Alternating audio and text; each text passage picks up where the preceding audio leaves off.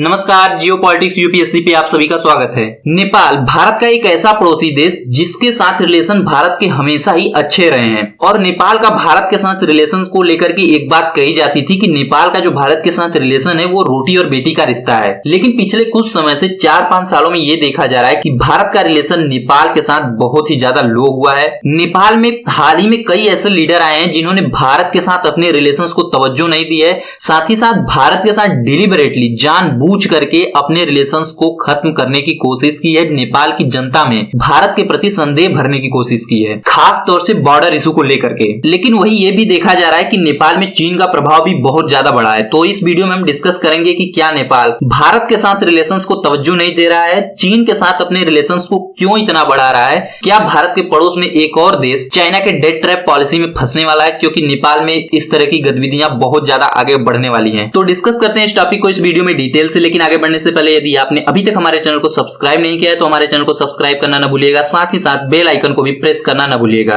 Alright, तो नेपाल के साथ भारत के रिलेशंस हमेशा से ही अच्छे रहे हैं और खास तौर से जब तक नेपाल में मोनार्की थी तब तक तो भारत के साथ नेपाल के रिलेशंस बहुत ज्यादा अच्छे रहे हैं। लेकिन जब से नेपाल में डेमोक्रेसी आई है, कम्युनिस्ट पार्टी सबसे ज्यादा समय से शासन में है और आप सभी जानते हैं कि कम्युनिस्ट पार्टी की सरकार कहीं भी स्थापित होती है तो चीन वहां पे डायरेक्ट कूद जाता है और यही हुआ है नेपाल के साथ। चीन ने इस तरीके से नेपाल में इंटरफेयर किया कि वहां पे डेमोक्रेसी को फलने फूलने ही नहीं दिया और इसका डायरेक्ट प्रभाव पड़ा है भारत के ऊपर। नेपाल के साथ रिलेशंस भारत के बहुत ज्यादा खराब हुए हैं पिछले 4-5 सालों में और खास तौर से मैं बात करूंगा जब नेपाल के प्रधानमंत्री बने केपी शर्मा ओली। इन्होंने भारत और नेपाल के रिलेशंस को अब तक के सबसे लो लेवल पर ले जाने का प्रयास किया। सबसे पहले तो इन्होंने भारत के लोगों का, नेपाल के लोगों का पीपल टू पीपल कांटेक्ट है, जो हमेशा से ही दोनों देशों के लोगों के बीच में हमेशा से अच्छा संबंध रहा है, उसको इन्होंने तोड़ने का प्रयास किया है। इन्होंने बार बार पुरजोर तरीके से नेपाल की जनता के सामने ये इशू उठाने का प्रयास किया कि भारत ने इनकी जमीन पे कब्जा किया है, नेपाल की जमीन पे कब्जा किया है,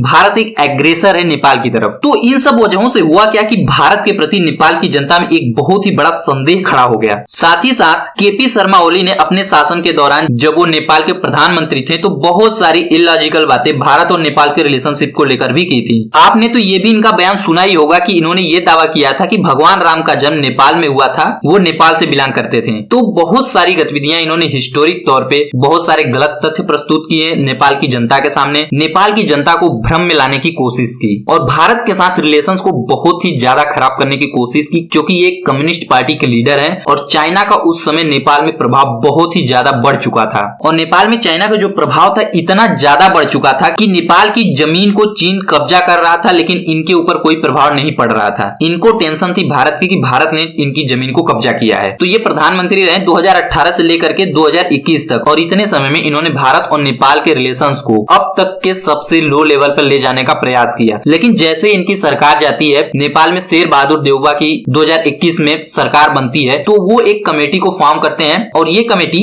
ये पता लगाए जाने के लिए बनाई जाती है कि क्या चीन ने नेपाल की जमीन पर कब्जा किया है। तो इस रिपोर्ट में ये बात सामने आती है कि नेपाल और चीन का जो बॉर्डर है उसमें बहुत ज्यादा समस्याएं हैं। कई स्थानों पर ऐसा हुआ है कि चीन ने जबरदस्ती कब्जा किया है नेपाल की जमीन पर। खास तौर से नेपाल का एक हुमला डिस्ट्रिक्ट है जो कि चीन से सटे हुए बॉर्डर के आसपास है और वहां पे बताया जा रहा है कि चीन ने काफी ज्यादा मात्रा में जमीन को कब्जा किया है। नेपाल के जमीन के अंदर चीन ने अपने आउटपोस्ट भी बना लिए हैं और ये रिपोर्ट जैसे ही सामने आती है चीन के प्रति नेपाल के लोगों का गुस्सा बढ़ जाता है और इसको लेकर के नेपाल के लोग चीन के खिलाफ चीन के एम्बेसी के सामने प्रदर्शन करने लगते हैं। तो एक तरीके से जैसे ये रिपोर्ट सामने आई वैसे ही नेपाल की जनता में चीन को एक संदेह की नजर से देखा जाने लगा। लेकिन ये बात है उस समय की जब नेपाल में प्रधानमंत्री थे केपी शर्मा ओली और उस समय चीन का प्रभाव नेपाल में बहुत ही ज्यादा बढ़ चुका था, अपने पीक पे था। लेकिन अब कुछ समय से नेपाल में चीन का प्रभाव तो कम हुआ है, लेकिन फिर भी नेपाल की सरकार का ज्यादा जो झुकाव है वो चीन की तरफ है, चीन के BRI प्रोजेक्ट की तरफ है। और ये बताया जा रहा है कि नेपाल के प्रधानमंत्री पुष्प कमल दहल जल्द ही चीन के विजिट पर जाने वाले हैं और वहां पे बड़े बड़े प्रोजेक्ट्स को साइन करने वाले हैं। चाइना से लोन लेकर नेपाल में वो बहुत बड़े बड़े प्रोजेक्ट शुरू करने वाले हैं और इसमें यह अनुमान लगाया जा रहा है कि नेपाल अब चीन के डेट ट्रैप पॉलिसी में फंसने वाला है।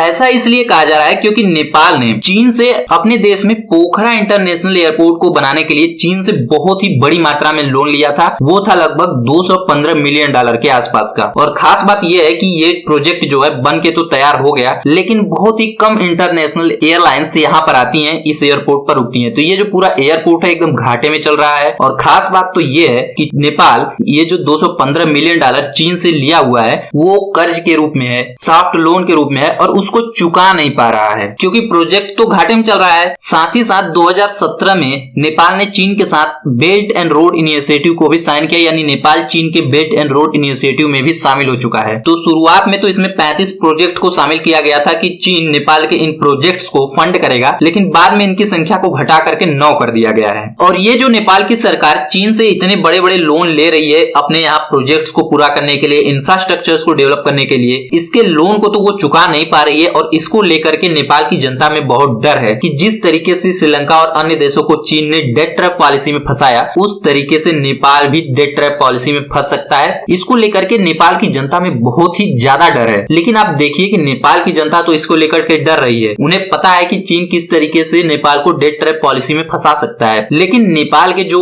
लीडर्स हैं, नेपाल की जो पॉलिटिकल लीडरशिप है, उनको इस बात का कोई समझ ही नहीं है। और अब ये बताया जा रहा है कि जो नेपाल के प्रधानमंत्री हैं पुष्पकमल दहल, वो जाने वाले हैं 23 सितंबर को चीन के दौरे पर और वहां पे बहुत ही बड़े बड़े प्रोजेक्ट्स को साइन करने वाले हैं, वो भी BRI के अंडर। और देखिए ये प्रोजेक्ट्स कौन कौन से हैं। तो इनमें से जो सबसे बड़ा प्रोजेक्ट है वो है काठमांडू केरुंग रेलवे प्रोजेक्ट, जो कि चीन और नेपाल को एक दूसरे से रेलवे लाइन के जरिए जोड़ेगा। और उसमें यह बताया जा रहा है कि पुष्पकमल दहल जो नेपाल के प्रधानमंत्री हैं, उन्होंने चाइनीज टीम को इनवाइट किया था इसकी डिटेल्ड स्टडी के लिए, इस प्रोजेक्ट की डिटेल स्टडी के लिए कि किस तरीके से ये प्रोजेक्ट बनाया जा सकता है, कितना खर्चा आएगा। इन सभी स्टडी के लिए नेपाल के प्रधानमंत्री ने चीन की टीम को इनवाइट किया था। और इस पूरे प्रोजेक्ट को बताया जा रहा है कि ये जो रेलवे प्रोजेक्ट होगा वो तिब्बत और नेपाल को जोड़ने वाला है और इस पूरे प्रोजेक्ट का खर्च आएगा $4.8 बिलियन।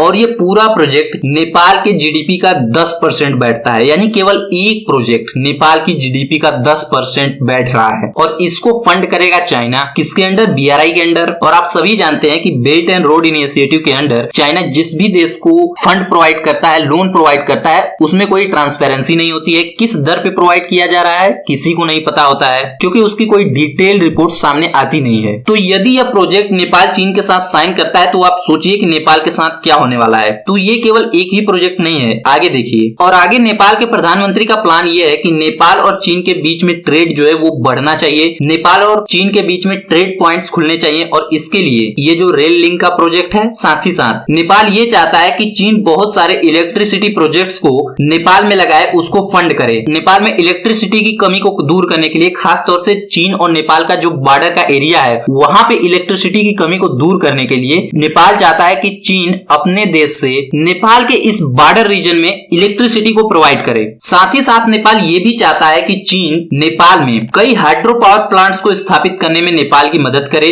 BRI प्रोजेक्ट के अंडर चीन नेपाल को फंड करे। और इसमें बताया जा रहा है कि एक बहुत ही बड़ा हाइड्रो पावर प्रोजेक्ट है जिसमें 454 मेगावाट कैपेसिटी का एक हाइड्रो पावर प्लांट बनना है, जिसमें चीन इन्वेस्ट कर सकता है। BRI के जरिए चीन नेपाल को लोन प्रोवाइड कर सकता है। तो ये बताया जा रहा है कि ये दोनों देशों के बीच में कुछ प्रोजेक्ट साइन होने वाले हैं जल्द ही आने वाले समय में, जब नेपाल के प्रधानमंत्री चीन का दौरा करेंगे उस समय। इसके अलावा नेपाल चीन के साथ अपने डिफेंस कोलैबोरेशन को भी बढ़ा रहा है। नेपाल चाहता है कि नेपाल के आर्मी को चीन ट्रेंड करे। इसके अलावा नेपाल और चीन के बीच में जो एक एक्सरसाइज होती थी सागरमाथा फ्रेंडशिप, उसको भी फिर से रिवाइव करने की योजना बन रही है। तो आप सोचिए कि जब इतने बड़े बड़े प्रोजेक्ट्स नेपाल चीन के साथ करने जा रहा है, जिसके लिए चीन से वो लोन लेने जा रहा है और वो किस दर पे मिलेगा किसी को नहीं पता है, और नेपाल उस लोन को फिर से चुकता भी कर पाएगा ये भी किसी को नहीं पता है, क्योंकि जो अभी मैंने आपको बताया कि $215 मिलियन का एयरपोर्ट का जो प्रोजेक्ट था उसके लोन को नेपाल भर पाने में सक्षम नहीं है। अब आप सोचिए कि ये $215 मिलियन का था, लेकिन अब ये 4 से 5 बिलियन डॉलर के जो प्रोजेक्ट्स नेपाल फाइनलाइज करने जा रहा है चीन के साथ, इसको किस तरीके से भरेगा। और देखिए एक बहुत ही बड़ी समस्या है नेपाल की लीडरशिप में। नेपाल की लीडरशिप में मतलब कि कम्युनिस्ट पार्टी का प्रभाव वहां पे इतना ज्यादा है, चीन का प्रभाव वहां पे इतना ज्यादा हो गया है कि नेपाल चीन से लोन को इस तरीके से ले रहा है जैसे चीन उन्हें ये फंड फ्री में प्रोवाइड कर रहा है, एड में प्रोवाइड कर रहा है। इसमें चीन इनसे कोई ब्याज नहीं लेगा और इन्हें फ्री में एड के रूप में ये सारे पैसे प्रोवाइड करेगा। और ठीक उसी समय अमेरिका भी उन्हें एड फंड प्रोवाइड कर रहा है MCC प्रोग्राम के जरिए। अमेरिका का एक MCC प्रोग्राम है मिलेनियम चैलेंज कोऑपरेशन, जिसके जरिए अमेरिका एक छोटे देशों को, गरीब देशों को उनके यहाँ इंफ्रास्ट्रक्चर को बनाने के लिए, इंफ्रास्ट्रक्चर को डेवलप करने के लिए फंड प्रोवाइड करता है, एड प्रोवाइड करता है। लोन कोई प्रोवाइड नहीं करता है, एड प्रोवाइड करता है फ्री में। और नेपाल को ये $500 मिलियन का एड दिया जा रहा था अमेरिका की तरफ से, और नेपाल इसको लेने के लिए राजी ही नहीं था। और उस समय सरकार थी नेपाल में केपी शर्मा ओली की। अब आप सोचिए कि चीन का केपी शर्मा ओली पे इतना ज्यादा प्रभाव था कि केपी शर्मा ओली अमेरिका के इस प्रोजेक्ट को एक्सेप्ट ही नहीं कर रहे थे। वो तो बाद में सरकार बदलने के बाद भारत ने नेपाल में इंटरवेंशन किया, तब जाकर के अमेरिका के इस एमसीसी प्रोग्राम में नेपाल जुड़ा। अब आप ये सोचिए कि नेपाल को ये डर है कि अमेरिका पैसे दे रहा है फ्री में डेवलपमेंट के लिए, तो इसका मतलब अमेरिका इनसे कुछ लाभ चाहता है। लेकिन इनको इस बात का डर नहीं है कि जो ये लोन ले रहे हैं, जो चीन से इनको प्राप्त हो रहा है, और ये चुका पाने में सक्षम भी उसको नहीं है, लेकिन उसको इस तरीके से ले रहे हैं जैसे वो फ्री में दे रहा है चीन। तो नेपाल जो गलती कर रहा है, इससे उसको तो नुकसान होगा ही, क्योंकि चीन तो छोड़ने वाला है ही नहीं नेपाल को। जब चीन नेपाल को लोन प्रोवाइड करेगा तो निश्चित तौर से चीन बॉर्डर रीजन में नेपाल को बहुत ज्यादा परेशान करने वाला है, और ये भारत की सिक्योरिटी के लिए भी बहुत ज्यादा अच्छा नहीं होगा। तो देखना होगा भारत सरकार को किस तरीके से नेपाल को ट्रैक पे लाया जा सकता है, नेपाल की लीडरशिप को किस तरीके से चीन से दूर किया जा सकता है, क्योंकि जनता तो जानती है कि नेपाल की लीडरशिप जिस तरीके से निर्णय ले रही है, वह नेपाल को चीन के डेट ट्रैप पॉलिसी में फंसाने वाली है। तो मुझे लगता है कि भारत को नेपाल के साथ अपने सिक्योरिटी का सबसे पहले ख्याल रखना चाहिए। साथ ही साथ भारत को नेपाल की जनता और भारत की जनता में जो पीपल टू पीपल कॉन्टेक्ट है, जो बहुत ही लो लेवल पर गया है, उसको सुधारने की आवश्यकता है।